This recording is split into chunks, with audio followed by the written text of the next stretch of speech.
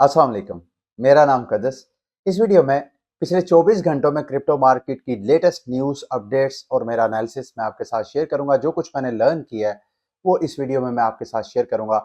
Obviously market कल की video के बाद आपको एक पंप मार्केट में नजर आया, तो आप जानना चाहते होंगे कि यार ये मार्केट क्यों पंप किया है और क्या ये आर्जी है? क्या मार्केट मजीद यहाँ से पंप करेगी या फिर दोबारा क्रैश हो सकती है? तो इन सवालों के जवाब इस वीडियो में मैं आपको देने की कोशिश करूंगा। एक पंप की वजह तो आपको उमैर मुनीर ऑलरेडी बता चुके हैं। रात की वीडियो अगर आपने वॉच की है, अमेरिका में जो सीपीआई रिपोर्ट आई है, यानी उस रिपोर्ट के मुताबिक अमेरिका में इन्फ्लेशन अब स्लो डाउन हो रही है, यानी महंगाई अब कम हो रही है वहां पे। उसका मार्केट्स के ऊपर रिजल्ट ये निकलता है कि जब इन्फ्लेशन स्लो डाउन होती है तो अमेरिका इंटरेस्ट रेट बढ़ाने का जो एक तरह का थ्रेट होता है मार्केट्स को, वो कम हो जाता है। तो एक ये होप है जिस वजह से आपको मार्केट पंप होती हुई नजर आ रही है। कुछ और डेवलपमेंट्स है जिस वजह से मार्केट आपको पंप होती हुई नजर आ रही है, और उन्हीं को जब मैं आपके साथ शेयर करूंगा तो आपको अंदाजा हो जाएगा कि ये जो डेवलपमेंट्स हैं क्या ये आर्जी हैं या कि वाकई मार्केट ने जितना बॉटम देखना था वो देख लिया, मार्केट ऊपर रिकवरी करेगी। लेकिन सबसे पहले, अब चूंकि मैंने रूटीन में आपके साथ टॉक करने का सिलसिला शुरू किया, तो मैं चाहता हूं मेरी वीडियो के नीचे आपके पास कोई भी आपके माइंड में क्वेश्चन है वो आप कमेंट में करें। मैं कोशिश करूंगा कि हर रोज वीडियो बनाने से पहले पिछली वीडियो में जो आप लोगों की क्वेश्चन है जो जनरल इंटरेस्ट के हैं, यानी ऐसे क्वेश्चन जो कि सारी पब्लिक की हेल्प कर सकते हैं, वो क्वेश्चन आप मेरे से करें तो उनको मैं नेक्स्ट वीडियो में कवर करूंगा। सबसे पहला सवाल किया गया कि अगर बाइनांस बंद हो जाए तो पर्सनल वॉलेट में जो आपके फंड्स पड़े हुए हैं, जैसे ट्रस्ट वॉलेट है, ट्रस्ट वॉलेट जो कि बाइनांस का है, तो अगर बाइनांस बंद हो जाता है तो हमारे फंड्स का क्या होगा? देखें, जितने पर्सनल वॉलेट्स होते हैं, अगर ट्रस्ट वॉलेट है तो वो बाइनांस का है, अगर मेटामास्क है तो वो ऑब्वियसली कंसेंसस कंपनी का है। इसी तरह हर वॉलेट जो है किसी ना किसी पीछे कंपनी होगी, कोई ना कोई डेवलपमेंट जो बना रही है। वो कंपनीज होती हैं या नहीं, आपके फंड्स कहीं नहीं जा रहे। आपके फंड्स आपके उस डिवाइस में जिसमें आपने वॉलेट क्रिएट किया था, या वो प्राइवेट की या उसके सीड फ्रेजेस आपका वॉलेट है। वो अगर फॉर एग्जांपल आपका ट्रस्ट वॉलेट है, आज बाइनांस चले जाती है, ट्रस्ट वॉलेट बंद हो जाता है, तो आपको परेशान होने की जरूरत नहीं है। उस वॉलेट की आपके पास सीड फ्रेजेस हैं, प्राइवेट की है। आप वही ट्रस्ट वॉलेट के फंड्स को आप मेटामास्क में इंपोर्ट कर सकते हैं, आप किसी भी और वॉलेट में जिसमें मतलब जो ब्लॉकचेन के आपके टोकन्स हैं, वो वाला वॉलेट जहां आप इंपोर्ट करना चाहते हैं उस ब्लॉकचेन को सपोर्ट करता हो। यानी मिसाल के तौर पे अगर आपके पास बाइनांस के सारे टोकन पड़े हुए हैं, यानी बाइनांस स्मार्ट चेन के सारे टोकन पड़े हुए हैं, तो बाइनांस अगर बंद हो जाए, ट्रस्ट वॉलेट अगर बंद हो जाए, तो आप ऐसी जगह उनको रिस्टोर कर सकते हैं जो बाइनांस स्मार्ट चेन, मेटामास्क जो है वो बाइनांस स्मार्ट चेन को सपोर्ट करता है। तो इसी तरह मतलब ये आपको यू गेट द आइडिया कि आप इस तरह कर सकते हैं। अच्छा, फिर एक सवाल बार बार किया जाता है कि सर हमने जो, अगर कल आपके सामने था कि जो यूएसडीटी है, उमैर मनी ने भी इसको अच्छी तरह कवर किया कि यूएसडीटी जो टेथर है वो भी डीपेज हो गया। उस वजह से मार्केट में एक तरह थ्रेट आ गया कि यार अब अगला टारगेट जो है वो यूएसडीटी टेथर हो सकता है। मैंने भी मार्केट में देखते हुए मैंने भी अपने जितना यूएसडीटी था उसको मैंने दूसरे कोइंस में कन्वर्ट किया। मैंने स्टेबल कोइन में मैंने बाय कर लिया, कुछ मैंने जो है पी टू पी से अपने एक्सचेंज करवा लिए।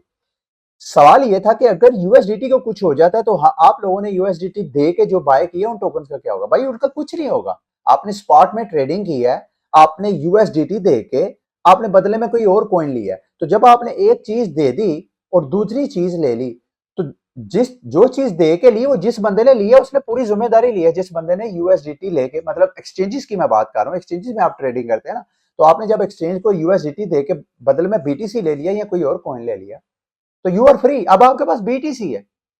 अब यूएसडीटी को जो भी होगा वो एक्सचेंज जाने या वो बंदा जाने जिसको आपने दे के दूसरा कोई। तो स्पॉट का मतलब ये है कि एक चीज से आपने जान छुड़ा ली, दूसरी चीज ले ली।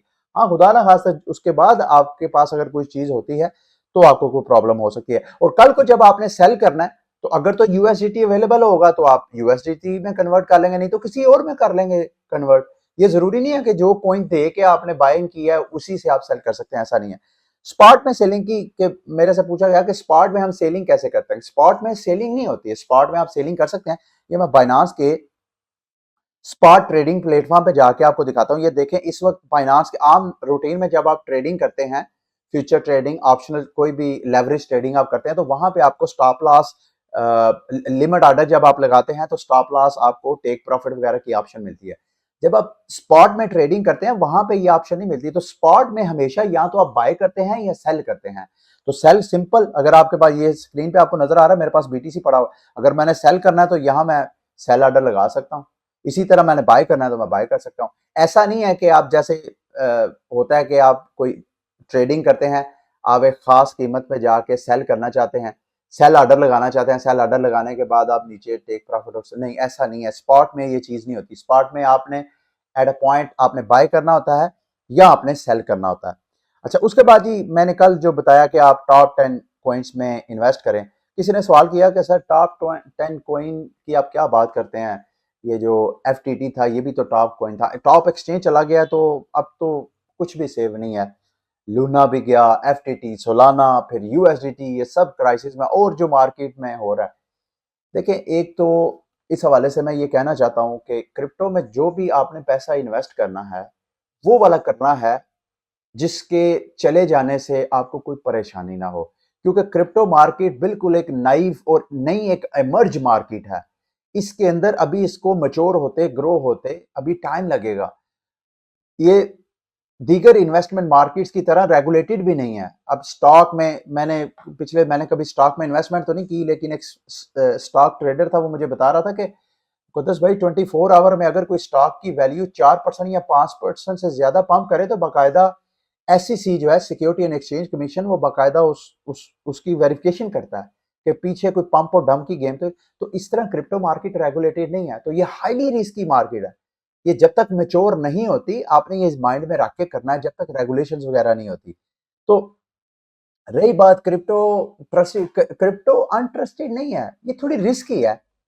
मतलब 10-11 साल इसकी उम्र है इस मार्केट की। तो इस दौरान ओबियसली आपको बहुत से नुकसानात भी उठाने पड़ सकते हैं, लेकिन ये वो बेहतरीन, जब ये रेगुलेटेड होगी, इस वक्त रिस्क लेने वाले बंदे को, अगर मैं ऑलरेडी पहले कह चुका हूं, अगर BTC की वैल्यू 0 नहीं होती तो BTC की वैल्यू को $1 मिलियन जाने में कोई रोक नहीं सकता। इसको 5 साल भी लग सकते हैं, इसको 50 साल भी लग सकते हैं, क्योंकि BTC का फिनोमिना ऐसा है, BTC की लिमिटेड क्वांटिटी है और कोई बंदा उसको चेंज भी नहीं कर सकता। तो मतलब आप फंडामेंटल्स को स्टडी करें और जिन पॉइंट्स के फंडामेंटली आप समझते हैं उनमें आप इन्वेस्ट करें, और वो इन्वेस्ट करें जो आप। अच्छा जी, फिर मेरे से ये भी सवाल किया गया कि सर अगर सेंट्रलाइज एक्सचेंजेस भी इस तरह कोलैप्स हो सकती हैं तो फिर डिसेंट्रलाइज के बारे में बताएं। देखिए, एक तो आपने गूगल पे लिखना है टॉप डेक्सेस बाय वॉल्यूम और उनको आपने सर्च करना है। ये देखिए, मैंने कोइन मार्केट कैप पे देखा है, सबसे बड़ी जो वॉल्यूम वाली डेक्स है। अच्छा, डेक्स भी दो तरह की होती है, एक तो स्वैप होता है कि एक टोकन दिया दूसरा लिया, जिसको स्पॉट ट्रेडिंग बोलते हैं। उसमें आप डेक्सेस के साथ, मतलब आप फंड्स खुद डिपॉजिट नहीं करते उनके अकाउंट्स में, बल्कि आपके पर्सनल वॉलेट में ही फंड्स होते हैं। उस पर्सनल वॉलेट को आप एक्सचेंज के साथ कनेक्ट करते हैं, वहां पे ट्रेडिंग करते हैं। आपने पिछली मेरी चंद वीडियोस में देखा होगा, मैं DYDX को यूज कर रहा था। मैं आपको बता रहा था कि डेक्सेस भी मुख्तलिफ किस्म की होती हैं, या स्वैप या ऑर्डर बुक वाली जो डेक्स है। ऑर्डर बुक का मतलब यह है कि आप लिमिट ऑर्डर लगा सकते हैं कि आप खास प्राइस पे बेचना और सेल करना चाहते हैं। स्वैप का मतलब यह है कि जो भी करंट प्राइस है उस पर आप अपने टोकन स्वैप करना चाहते हैं। तो ये आपने जेन में रख के तो करना है। एक चीज इस हवाले से मैं आपको बता, ये बहुत बेस्ट आइडिया है कि आप डेक्सेस को यूज करें, आप पर्सनल वॉलेट के जरिए आप ट्रेडिंग करें, ना कि आप फंड्स को डालें। लेकिन यहाँ एक मसला है, आपने अगर मेरी कल की वीडियो देखी है, कल के शायद परसों की वीडियो में, तो मैंने DYDX पे एक ट्रेड लगाई थी, सेल ट्रेड लगाई थी सोलाना के ऊपर। अभी मैंने ट्रेड लगाई है, ऑर्डर मैंने प्लेस किया, तो $167 का वो स्प्रेड की वजह से, यानी जिस प्राइस पे मैं सेल लगाना चाहता था उधर कोई बायर था ही नहीं, बायर बहुत नीचे था। तो वहां पे जाके अगर मेरा ऑर्डर हिट हुआ है तो $170 का तो मुझे उधर ही लॉस, मेरी ट्रेड स्टार्ट होते ही लॉस हो गया। तो बताना आपको ये चाह रहा हूं कि जहां भी आपने ट्रेडिंग करनी है, पहले ये चेक कर लेना है कि वहां लिक्विडिटी भी है कि नहीं ट्रेडिंग के लिए। ये जो बड़े सेंट्रलाइज एक्सचेंजेस हैं, ये इसी वजह से ट्रेडिंग वॉल्यूम में सबसे ज्यादा होते हैं, क्योंकि उनके पास यूजर्स के फंड्स होते हैं, उनके पास अपने फंड्स होते हैं। मैं बाइनांस का देख रहा था, उनके पास बिलियंस ऑफ डॉलर की लिक्विडिटी है। शायद अगर मैं गलत नहीं हूं तो $50 अरब से भी ज्यादा या $100 अरब के करीब करीब लिक्विडिटी है, आई डोंट नो एग्जैक्टली, लेकिन उनके पास इतनी लिक्विडिटी।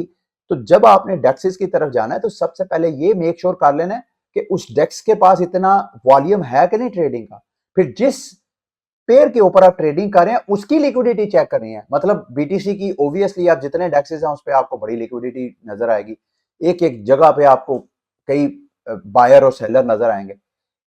इसी तरह कोई अननोन कॉइन की आप ट्रेडिंग करते हैं तो वहां पे बायर और सेलर ऑर्डर बुक में जाके चेक करना है कि जब आप लगाएं तो ये ना हो कि आपको स्प्रेड की वजह से अच्छा खासा लॉस हो। ठीक है, ये थे जी आपके सवाल। अब आगे आते हैं, इस ये जो क्राइसिस है, फिलहाल इस क्राइसिस में मार्केट से तकरीबन को 150 अरब डॉलर तो निकल चुका है पिछले 2-3 दिनों से। अभी ये दोबारा एकदम मार्केट ने पंप किया, ये 200 अरब डॉलर निकला था, लेकिन ये सीपीआई रिपोर्ट आने के बाद, पॉजिटिव न्यूज के बाद मार्केट जो है पंप की है। मार्केट अब फिर दोबारा जो है वो हल्का फुल्का क्रैश कर रही है। क्या वजूहत है जी मार्केट क्यों पंप की? एक तो सीपीआई रिपोर्ट है, दूसरा दो न्यूज एफटीएक्स के हवाले से मार्केट में चलना शुरू हुई।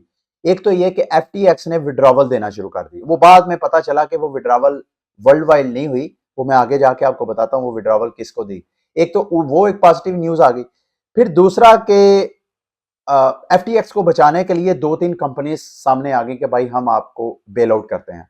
तो इन दो न्यूज की वजह से भी मार्केट में एक तीसरी न्यूज मार्केट में, ये टीआरएक्स का, आप इस वक्त जो ट्राउन का टोकन है टीआरएक्स, उसकी प्राइस देख रहे हैं। कल एफटीएक्स के ऊपर नॉर्मली अगर आप चार्ट पे देखें तो एफटीएक्स की प्राइस, एफटीएक्स कह रहा हूं, टीआरएक्स की प्राइस जो है तकरीबन 4-5 सेंट है, 5 सेंट 6 सेंट के करीब ट्रेड हो रही है।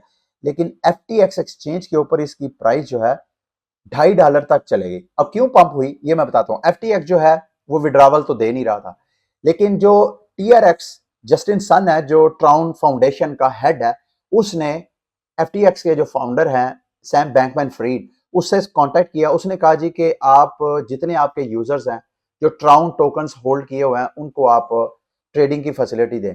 उनको कहें कि भाई आपके पास जितने, एक तरह का बेल आउट करने की कोशिश की कि भाई आप अपने यूजर्स को कहें कि आपके पास अगर आप चाहें तो आप अपने फंड्स को ट्राउन के टोकन्स में कन्वर्ट करें और उसके बाद आप वहां से विड्रॉवल आपको ट्राउन्स में मिल जाएगी। लोगों ने क्या किया, धड़ाधड़ अपने जितने फंड्स थे उसको टीआरएक्स में कन्वर्ट करना शुरू किया।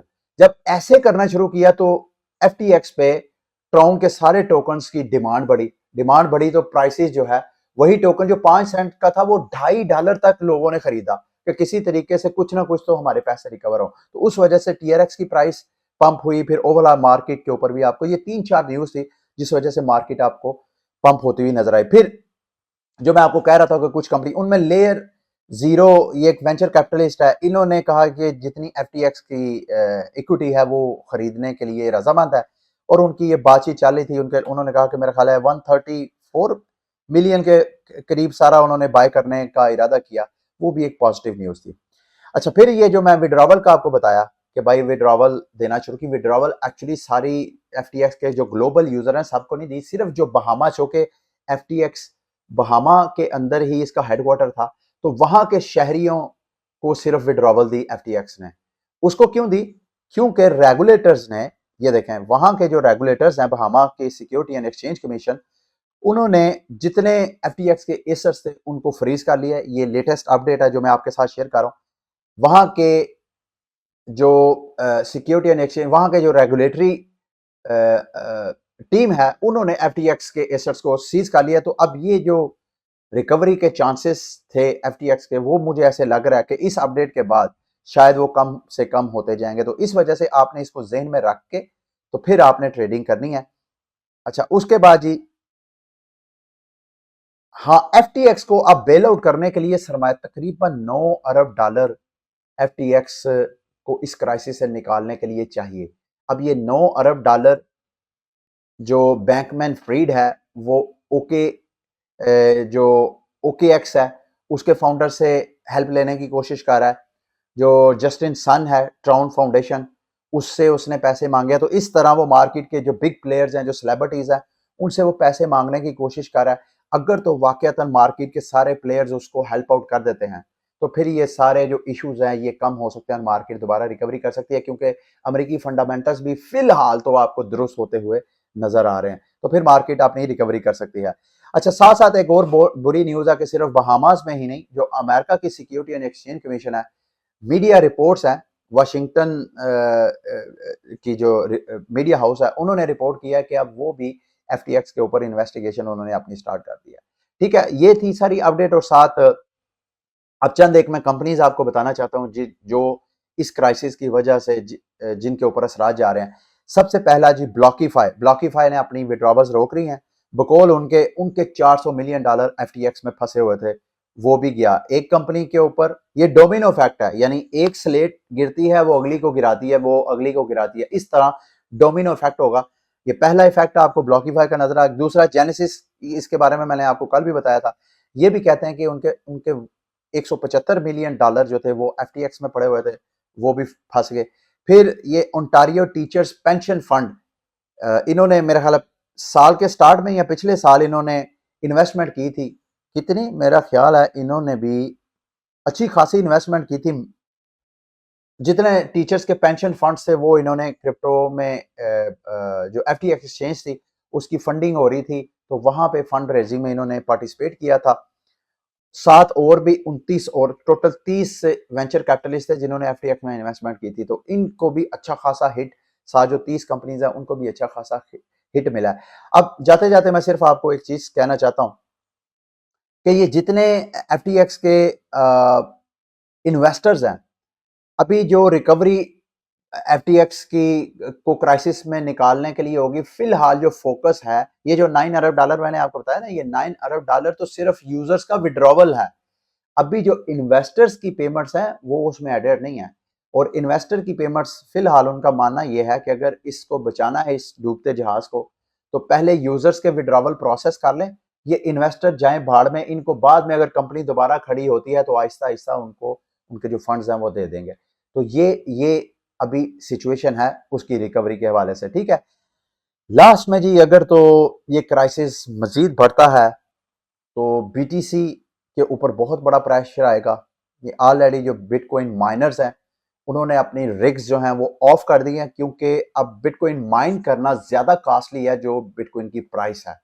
अगर तो सिचुएशन यहां तक चले जाती है तो फिर मार्केट अच्छा मैं जीरो जाता नहीं देख रहा। आप ये अगर सोचेंगे, मतलब मैं कोई गैब का इल्म नहीं रखता, लेकिन मेरी उम्मीद है, मेरा जितना नॉलेज है वो कहता है कि ये दोबारा वैल्यू जीरो नहीं हो सकती। ठीक है, अनटिल अनलेस के कोई सारी दुनिया मिलके इसके पीछे नहीं पड़ जाती। ये जितना नीचे जाता जाएगा उतना बायर आता जाएगा। जैसे कि कल की वीडियो में मैंने आपको बताया था कि बड़ा बड़ा इन्वेस्टर इंतजार कर रहा है कि BTC 12,000 से 10,000 की रेंज में आए, फिर वो पैसा फेंकेगा अदर बिटकॉइन के ऊपर। हम लोग तो छोटे छोटे कॉइन्स में डालते हैं जिनमें ज्यादा पंपिंग होती है। जो अच्छा इन्वेस्टर होता है वो वहां पैसा डालता है जो कम से कम रिस्की हो। तो इस वक्त मार्केट में सबसे कम रिस्की कॉइन जो है, टाइम देख लें आप, बिटकॉइन और इथेरियम आपको सबसे कम इस क्राइसिस में आपको क्रैश होते हुए नजर आएंगे। ठीक है, ये थी आज की वीडियो। उम्मीद करता हूँ कि आज की वीडियो भी आपके लिए इंफॉर्मेटिव रही होगी। अगली वीडियो तक के लिए मुझे इजाजत दें। अल्लाह हाफिज।